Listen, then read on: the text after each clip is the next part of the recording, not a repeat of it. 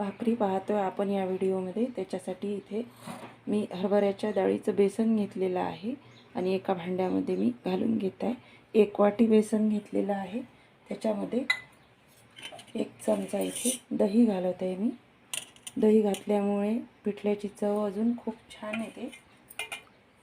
आणि आता भिजवून घेते, एकसारखं करून घेते म्हणजे कुठळ्या होणार नाहीत.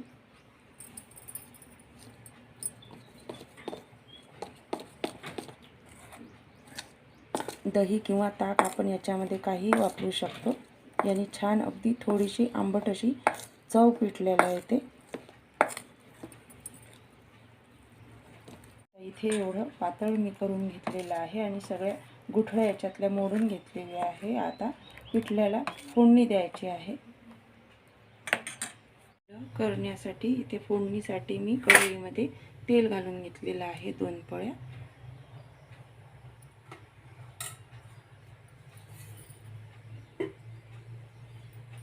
आता पाव चमचा मोहरी घालून घेतलेली आहे मी आणि जिरं घालत आहे पाव चमचा. जिरं मोहरी तडतडल्यानंतर एक मोठा कांदा कट करून घेतलेला आहे मी, तो याच्यामध्ये घालत आहे.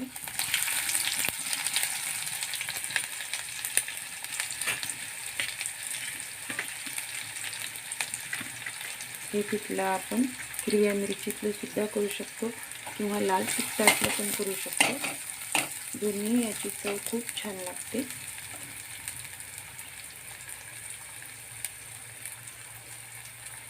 थोडासा कढीपत्ता याच्यामध्ये घालत आहे.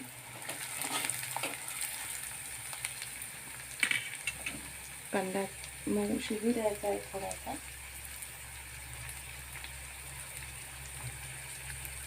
आता होत आलेला आहे आणि त्याच्यामध्ये मी आता हिरवी मिरची, आलं, लसूण आणि कोथिंबीरची थोडीशी पेस्ट घालत आहे.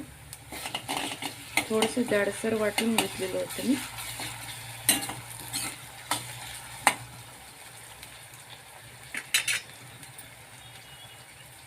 आणि इथे अगदी चिमूटभर हिंग घातलेला आहे.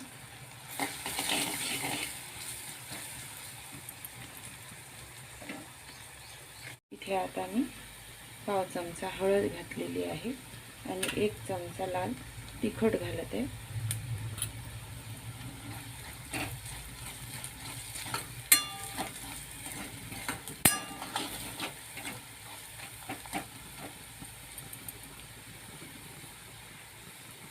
आणि आता याच्यामध्ये 2 वाट्या पाणी घालून घेते.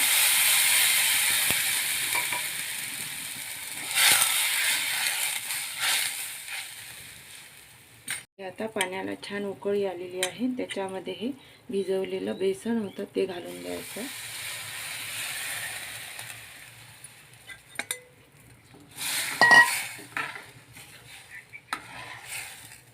इथे आता मीठ घालत आहे मी चवीपुरतं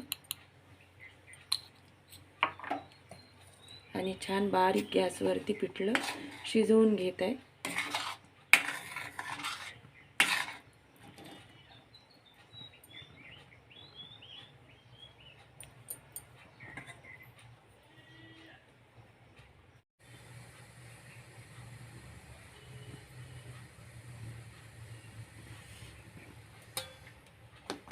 इथे आता छान पिठलं शिजलेलं आहे आणि वरून थोडीशी कोथिंबीर मी घालत आहे.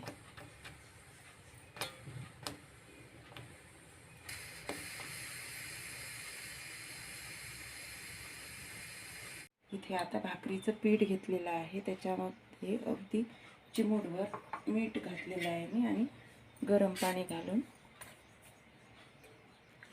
घेते. याच्यामध्ये सगळं पीठ मिक्स करून घ्यायचं.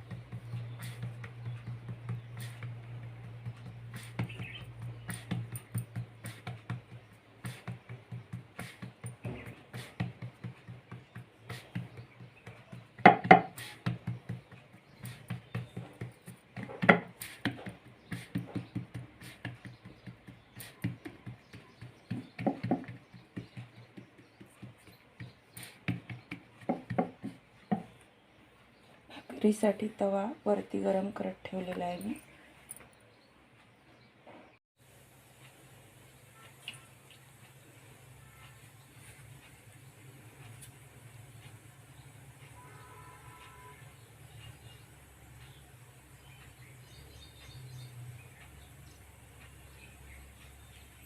वरच्या बाजूने अगदी थोडं थोडं पाणी लावून घ्यायचं आहे, कारण घोळण लावून थापलेली भाकरी आहे.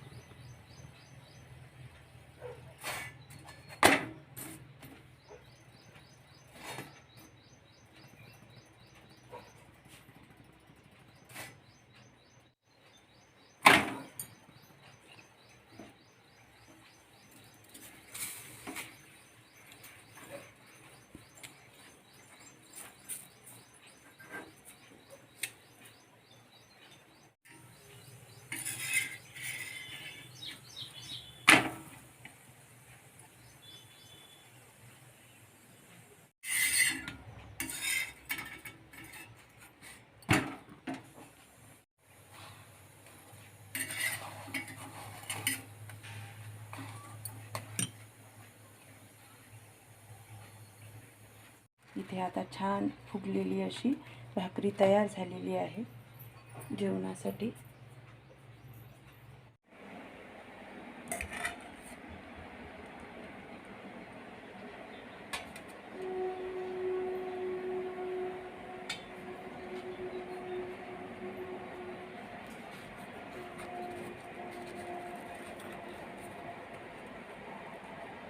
तर पिठलं भाकरी जेवणासाठी तयार झालेली आहे. तर या मंडळी छान गरम गरम पिठलं आणि भाकरी जेवणासाठी व्हिडिओ पाहिल्याबद्दल सगळ्यांचे खूप धन्यवाद.